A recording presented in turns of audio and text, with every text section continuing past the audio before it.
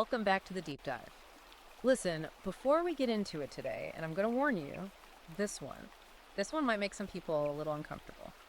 I have a quick request. Just a small one.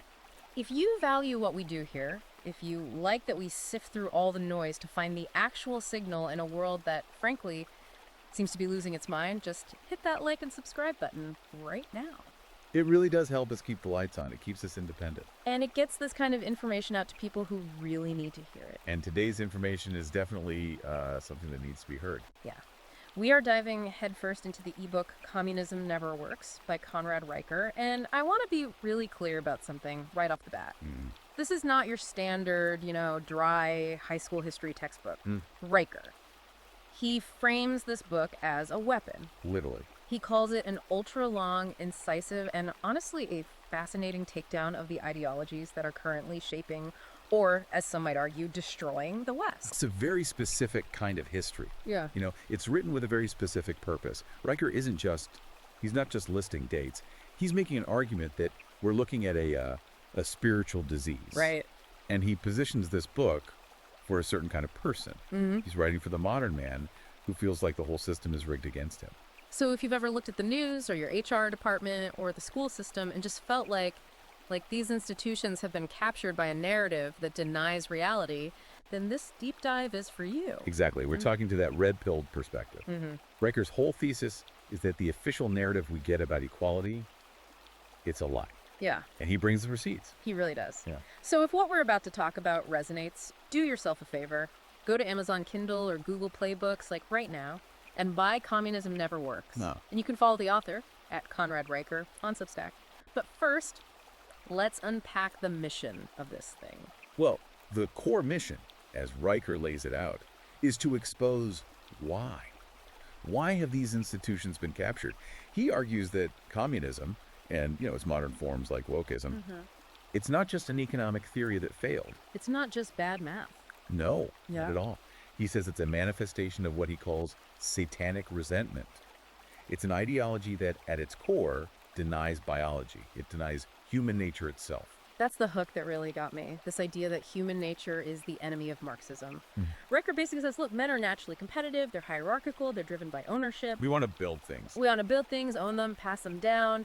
And when you try to suppress that biological drive, things get weird fast. Weird is, that's putting it mildly. He uses this amazing example of the Israeli kibbutzim to illustrate it. Okay, so for people who don't know, what's a kibbutz? So these were voluntary socialist communities in Israel. This wasn't the Soviet Union. Nobody was being forced. It was like the best case scenario for this ideology.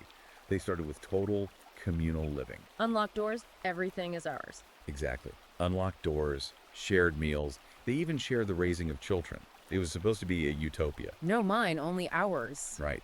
But then reality hits. And Riker points out this one specific detail that's both hilarious and incredibly dark. They eventually had to install locks on all of the doors. Socks! Why? Because people kept stealing socks. It's socks! Of all the things, socks. Because socks are personal. They wear out, they get holes. In the big communal laundry, you'd never get the same pair back twice. So people started hoarding the good socks under their mattresses. Wow. And Riker's point is that even in a voluntary utopia, you cannot erase the instinct to say, this is mine. If you tell a man he can't own land, he'll hoard socks. It proves that the drive for private property is biological.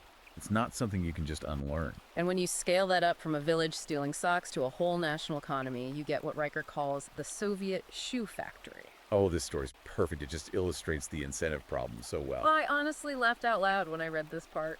So Riker tells this story about a Soviet factory with a quota to produce, say, 100,000 shoes. But the problem was, the central planners, they didn't specify pairs. They just said shoes. Just shoes. So the factory manager, who just wants to meet his quota and not, get a one-way trip to the gulag, he sets the machines to produce only left shoes. Wait, so they made 100,000 left shoes? Exactly. Yeah. Because it was faster. You don't have to retool the machines. He met the quota, he got his bonus, and the public got 100,000 shoes they couldn't use. That's insane. And Riker uses this to show that without profit, without private property, you just get absurdity. He gives another example of nails. If the quota was based on weight, the factory makes one giant 2-ton nail. And if it was based on quantity? Millions of tiny, fragile little nails that just bend when you hit them. It sounds like a comedy sketch, but it actually destroyed an entire economy. And it destroyed the human spirit. He tells the story of this one worker at the Gorky automobile plant. This guy was a total machine. He built 10 cars in a single day. An incredible feat. And then what? He stopped. Never did it again. Why? Did he just burn out? No. He realized that in that system, excellence is actually punished. He got no extra reward. Nothing. In fact, if he kept doing it, the planners would just raise the quota for everyone else, and his coworkers would probably beat him up in the parking lot. So the system actively discourages being good at your job? Precisely. Riker's argument is that without the profit motive, you don't get equality. You get, in his words, mass graves in silence. Or you get tractors without engines just sitting in fields rusting. Speaking of mass graves, Riker does not pull any punches on the history, the carnage. He takes us on this tour from the killing fields to Venezuela, and he argues they're not bugs in the system. They're features. Yeah. And I think for a lot of younger listeners, people who maybe went through the public school system recently, they might not know the sheer scale of this. He spends a lot of time on Cambodia. Pol Pot. Yeah. He argues that was the logical conclusion of the ideology. It wasn't some kind of anomaly. The Khmer Rouge wanted to get to year zero. Erase everything. Erase all inequality, which meant erasing all distinction. And the specifics he lists are they're horrifying. Riker notes that simply wearing glasses was a death sentence. Because it meant you were an intellectual. It meant you could read. If you could read, you might think. And if you could think, you were an enemy of equality.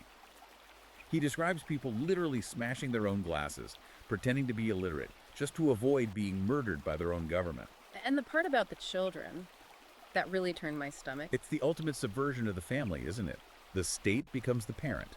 They train children, we're talking 6, 7 years old, to spy on their parents, to even execute them. Unbelievable. That's the spiritual disease Riker's talking about. It's the destruction of the natural order. He cites a death toll of 2 million people, a quarter of the entire population, murdered for purity. Then you jump to China's Great Leap Forward. Riker talks about the backyard furnaces, which I had never heard of this specific detail before. It's just a prime example of ideology running over reality, like a steamroller. Mao decides China needs to produce more steel than Britain, but they don't have the industry. Oh, what do? He orders the peasants to build these little dirt furnaces in their backyards, but they don't have any iron ore. So the party orders them to melt down their essential tools. Their own tools, like Plows, wokes, door handles, anything metal. They destroy the very tools they needed to grow food, all to produce this useless slag. It was garbage metal, totally brittle. Riker connects this directly to the famine that followed, where 45 million people starved to death. 45 million. It's a number so big you can't even process it. And to bring it to the modern day, he looks at Venezuela. I mean, this was a wealthy oil nation. Riker describes it now as a place where people they're eating zoo animals. Eating dog food to survive. Yeah. But here's the key distinction Riker makes, and this is crucial for the listener's, red pill perspective. He says socialism always creates two classes. You have the starving masses. And then you have the nomenclatura. Let's unpack that term for a second. What does nomenclatura actually mean? It literally means the list of names. It's the elite members of the Communist Party who got special privileges. While the people starved, the nomenclatura had special stores, special hospitals. Imported luxury goods. Riker mentions Celia Flores, Maduro's wife in Venezuela. Right. 90% of the country is in abject poverty, and she's walking around with $70,000 handbags. So this is Riker's point. It's not about helping the poor. No. It's about a transfer of power and wealth to a new elite. They tear down the old aristocracy just so they can install themselves, feasting on caviar while everyone else stands in a bread line. This is where the book pivots, and I think this is where it gets really, really relevant for our listeners today. Riker goes from these economic failures to what he calls cultural Marxism, the woke Babylon. He argues that the economic war might have gone quiet, but the cultural war is raging, and it's aimed specifically at men. He calls it the feminization of society. Riker's argument is that the revolutionaries, they realized the working class in the West wasn't going to revolt. Why would they? Capitalism actually made them comfortable. Exactly. So they changed tactics. They decided to attack the foundations of the West itself, the family and the male spirit. And he focuses heavily on the war on boys in schools. The stats he pulls out they're alarming. He claims 68% of boys are failing literacy tests. And that schools are essentially drugging boys with ADHD medication for having normal male energy. He sees the modern classroom as just hostile territory for male biology. Think about it. Boys are high energy, they're competitive, they're physical. And the modern school demands they sit still for 7 hours and talk about their feelings. Yes. Riker argues that traits like competitiveness, risk-taking, the very things that built civilization, are now treated like a pathology, something to be medicated away. He tells this one specific story. A Texas high school that replaced tackle football with collaborative dance therapy. And male enrollment dropped by 40%. Well, obviously. But that's Riker's point. Boys don't want to hold hands in a circle. They want to compete. They want to test themselves. Riker calls this the participation trophy culture. He tells a story about a science fair where one boy builds a working robot. And another kid draws a smiley face. And they get the same praise. Because they don't want to hurt the smiley face kid's feelings. Exactly. But Riker says this is designed to punish excellence. If you reward mediocrity the same as you reward greatness, you destroy the incentive to be great. You create a generation of men who don't even bother trying. And Riker connects this directly to feminism. He has it's a very controversial definition for it. He calls modern feminism Marxism with a uterus. It's a provocative choice. It's meant to be a weapon, like he says. His argument is that modern feminism isn't about equality anymore. It's about resource extraction and domination. He draws a direct parallel. Instead of bourgeoisie versus proletariat, it's men versus women. The patriarchy replaces capitalism as the great evil. And he points to the legal system as proof, specifically divorce courts. He argues the whole believe women doctrine is a tool to strip men of their wealth and their children. He tells the story of Robert Hughes. A tragic case. According to Riker, Hughes was basically erased from his children's lives by false accusations.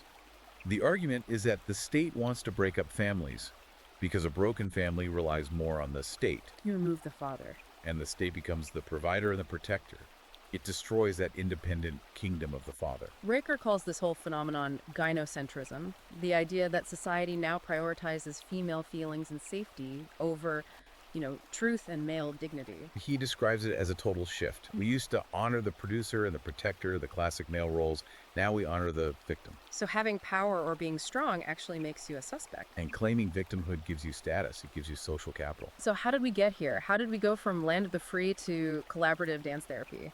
Riker traces it all back to the Frankfurt School. He calls them the degenerate demons. Adorno, Horkheimer, Marcuse.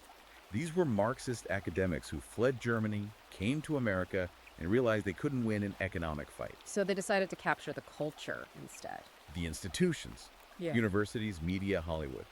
Their goal, he says, was to destroy the nuclear family and the father figure. Riker focuses on Herbert Marcuse's idea of, repressive tolerance. Yeah, and this one is a bit of a head-scratcher at first. Marcuse argued that to create a truly tolerant society, you have to be intolerant of the right. So true tolerance means silencing people you disagree with. If they're on the right, yes. Marcuse's idea was that right-wing ideas are inherently dangerous, so liberating society meant suppressing them while actively promoting leftist ideas. And that's the double standard we see today. You can wave a communist flag on a college campus, but if you wear a MAGA hat, you could get expelled. You see it everywhere. Riker compares the 1619 Project to actual history. He points to the collapse of civic literacy. Something like 3 out of 4 young adults can't name the 3 branches of government. But they can probably give you a lecture on intersectionality. And that, according to Riker, is the victory of the Frankfurt School. They successfully replaced the trivium logic, grammar, rhetoric, the tools of thinking, with ideology and grievance. They're not teaching kids how to think. They're teaching them what to think. Exactly. Okay, so we've painted a pretty bleak picture. Institutions captured, boys drugged, history erased, the legal system weaponized. But Riker doesn't just leave you there. He offers a solution, an antidote. And it is a very red pill solution. He says the answer isn't voting harder, it's not complaining on Twitter, it is exit and building. He talks about the black market spirit. I love that story of the Polish steelworker. Oh yeah, the man who hid radios and tractor parts. The state controlled all the information, so the only way to get the truth was to smuggle it. Riker uses that to say that when the system lies, the truth goes underground. And men need to become that underground resistance. But not in a violent way, it's more personal. His advice is specific. Own private property, master your body, discipline your mind, and absolutely fundamentally reject the cult of victimhood. Exit and build. That's it. Yeah. Riker argues that all this stuff, communism, wokeism, it relies on envy. It relies on you wanting what someone else has without doing the work. The antidote to envy is competence. If you're strong and self-reliant. You become the immune system of the culture. You become ungovernable. He has this great line, something like, "You do not need to burn down the world. You need to build a better one, starting with yourself." That is the core message. It's a call to individual responsibility. He's saying the system is designed to make you weak, dependent, and angry. The most revolutionary thing you can do is be strong, independent, and capable. Build a strong family, a strong community, and the state becomes irrelevant. Powerful stuff. And look, we have only just scratched the surface of what's in this book. Riker goes so much deeper. Oh, yeah. Into the psychology of it, he names the names, he gives a lot more tactical advice on protecting your assets and your mind. It really is a comprehensive takedown. He frames it as a weapon for men who refuse to apologize for their nature. He says communism is a death cult, and feminism, in his view, is a tool of control. So if any of this resonated with you, if you've been nodding along thinking, finally someone just said it, you need to read the full text. This deep dive was just the appetizer. You need the main course. Absolutely. The details, the history, the arguments. You need to arm yourself with the whole thing. You can't fight this battle if you don't understand the enemy's playbook. So here is your direct instruction. Go to Amazon Kindle or Google Playbooks right now. Search for Communism Never Works by Conrad Riker. Buy it, read it, highlight it. And if you want to keep up with his ongoing stuff, follow him at Conrad Riker on Substack. The information is out there. It's up to you to access it. It really is. That's it for this deep dive. Remember to like and subscribe to the podcast. It helps us keep bringing you these insights. And as Riker might say, seek truth over comfort. We'll see you next time.